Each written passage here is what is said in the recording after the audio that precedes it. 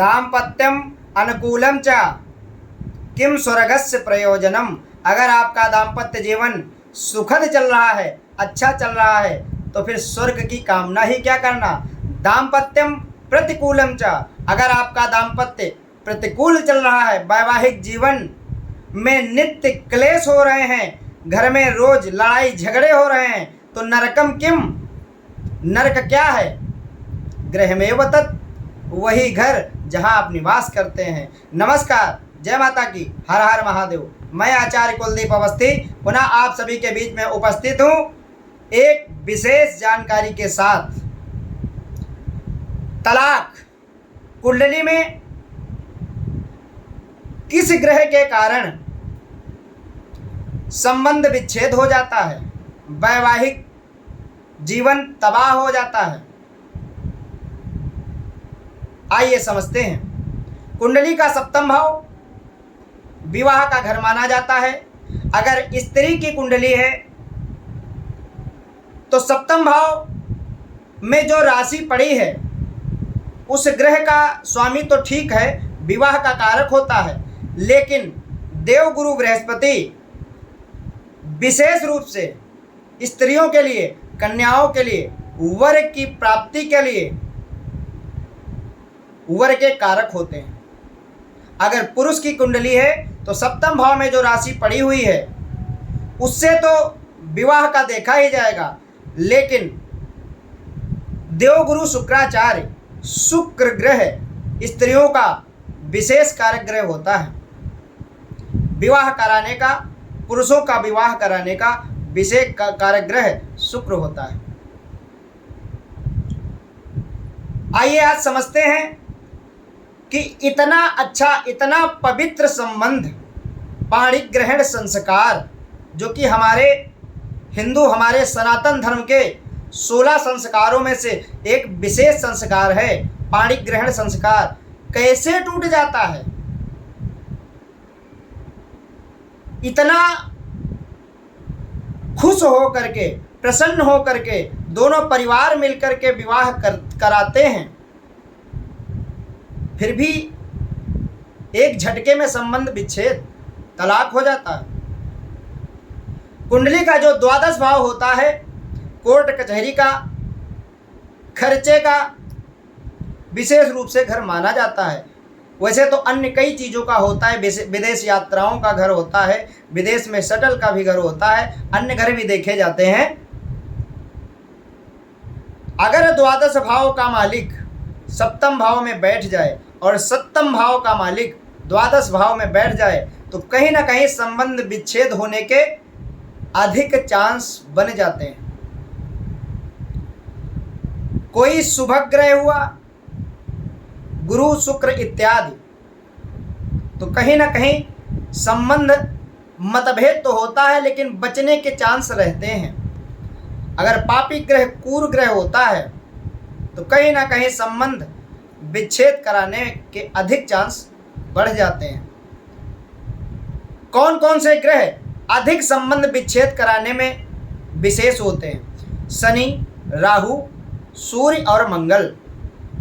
वैसे तो सूर्य मंगल क्रूर ग्रह हैं, पापी ग्रह नहीं है, लेकिन संबंध विच्छेद कराने में ये भी विशेष हैं। अगर शनि सप्तम भाव में अकेले होकर के बैठ जाए तो पहली बात तो विवाह विलंब से होगा, देरी से होगा। और कहीं राहु, मंगल इत्यादि ग्रहों की युति बन जाए, दृष्टि पड़ जाए, तो संबंध टूटने के भी विशेष योग बन जाते हैं। अगर इनकी युति बन जाए तो संबंध हो ही ना, ये भी योग बन जाता है।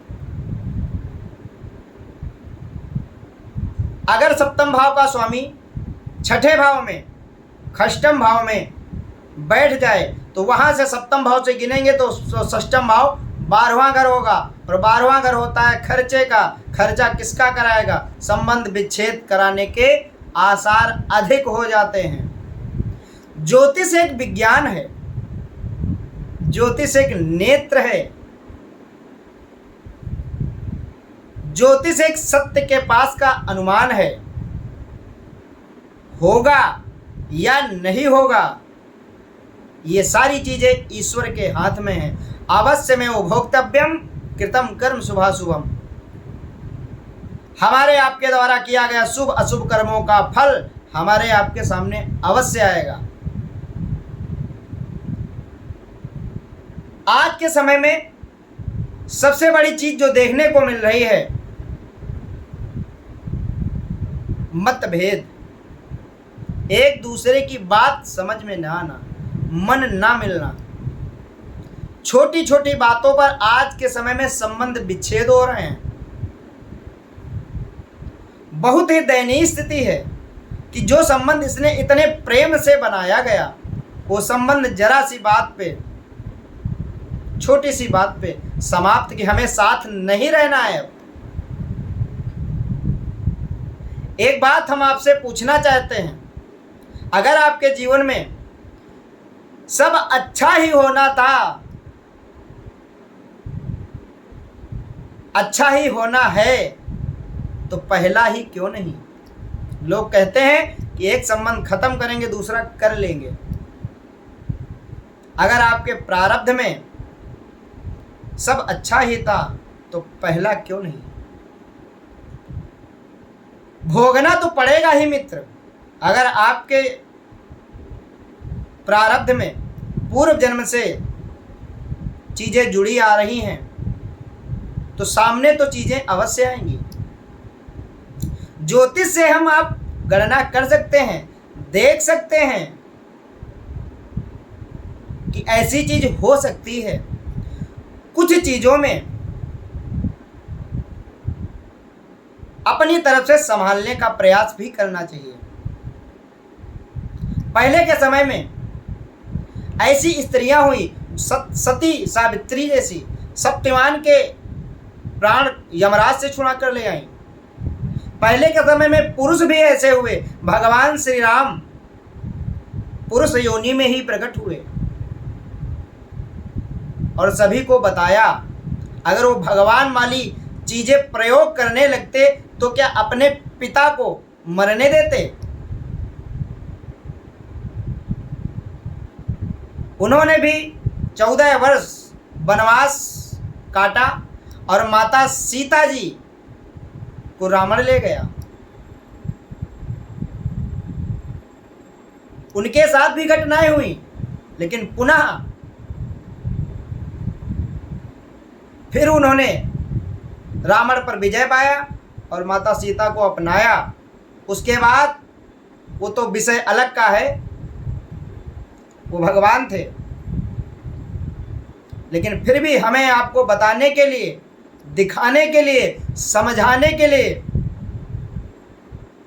ऐसे ऐसे कार्य उन्होंने किए। क्या भगवान राम माता सीता को गोद में उठा करके गंगा पार नहीं कर सकते थे? लेकिन फिर भी भगवान ने केवट से नाव मांगा।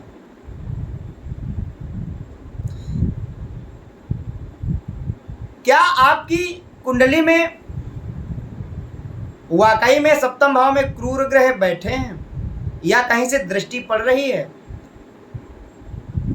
आपका मतभेद बराबर कराते रहते हैं, आप परेशान हो रहे हैं, चीजें आपके समझ में नहीं आ रही हैं, आप कंफ्यूज रहते हैं, घर जाने की इच्छा नहीं करती। ऐसा तो नहीं आपकी कुंडली में कोई दिक्कत नहीं है, सामने वाले की कुंडली में दिक्कतें हैं जिसके कारण आप परेशान हो रहे हैं। पाणी ग्रहण संस्कार हो जाने के बाद, संकल्प हो जाने के बाद एक दूसरे के साथ एक दूसरे की घटनाएं घटित होने लगती। घर में तमाम प्रकार की चीजें होती हैं, घर में कई लोग होते हैं, सबके मध्य में, सबके बीच में रहते हुए ये वैवाहिक जीवन अपने तरीके से और घर के तरीके से चलाना पड़ता है। कहीं वैसे तो कुंडली में नवमांश भी विशेष रूप से देखा जाता है। नवमांश कुंडली में कहीं कोई ग्रह, आपकी लग्न कुंडली में तो ठीक बैठा है, लेकिन नवमांश कुंडली में कहीं कोई ग्रह दिक्कत तो नहीं कर रहा है।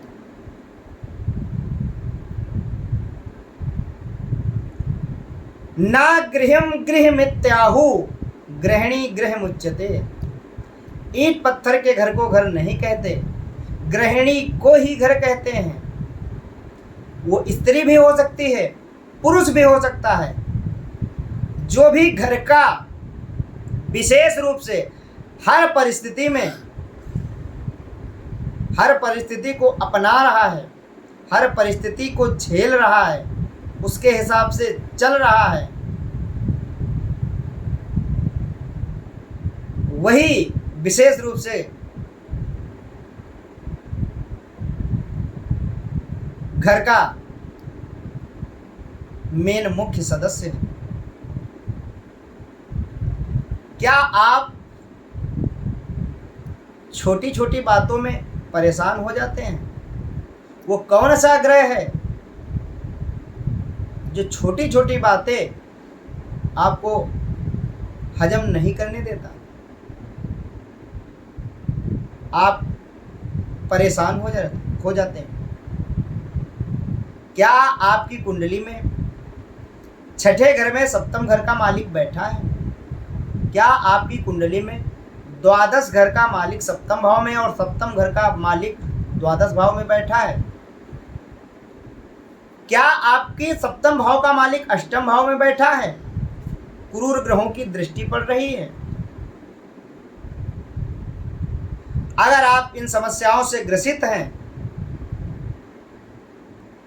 इतना अच्छा संबंध आज के समय में तो अधिक, शादी से पहले लोग फोन पर बात करने लगते हैं, एक दूसरे की बातों को समझते हैं। एक बात और समझनी होगी यहाँ पर, शादी से पहले लोग एक दूसरे को जानने लगते हैं। एक व्यक्ति कहता है सामने वाला, एक उदाहरण से समझें, एक सामने वाला व्यक्ति बोल रहा है कि हमें गंदगी बिल्कुल नहीं पसंद है। आपने भी वहां पर जवाब दे दिया, हमको भी नहीं पसंद है। लेकिन जब आप वो घर आई तो गंदगी होना करना ये तो स्वाभाविक सी बात है। आप घर से बाहर से घर आए, पैरों में मिट्टी लगी है और घर में लग गई, आपके जूते में मिट्टी लगी थी, घर में लग गई। वो तो गुस्सा गई या वो तो गुस्सा गए कि मैंने तो पहले ही कहा था गंदगी बिल्कुल नहीं पसंद है। लेकिन आपने तो उसे नॉर्मल तरीके से लिया था कि हाँ वो तो स्वाभाविक सी बात है, लेकिन उन्होंने सीरियस में बताया था, आपने सीरियस नहीं लिया। तो हर चीज समझने की जरूरत है। ज्योतिष भी एक समझने की जरूरत है। ज्योतिष एक विज्ञान है, सत्य के पास का अनुमान है। समझो, संबंध विच्छेद छोटी छोटी बातों में, तलाक, कोर्ट कचहरी करना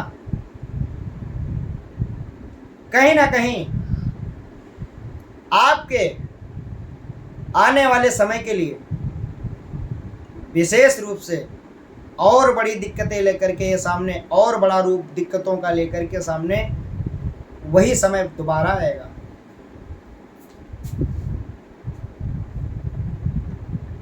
आप अगर परेशान हैं, समझ में नहीं आ रहा है, कंफ्यूज हैं, एक बार कुंडली विश्लेषण अवश्य करवाएं और चीज़ों को समझें, समझने का प्रयास करें।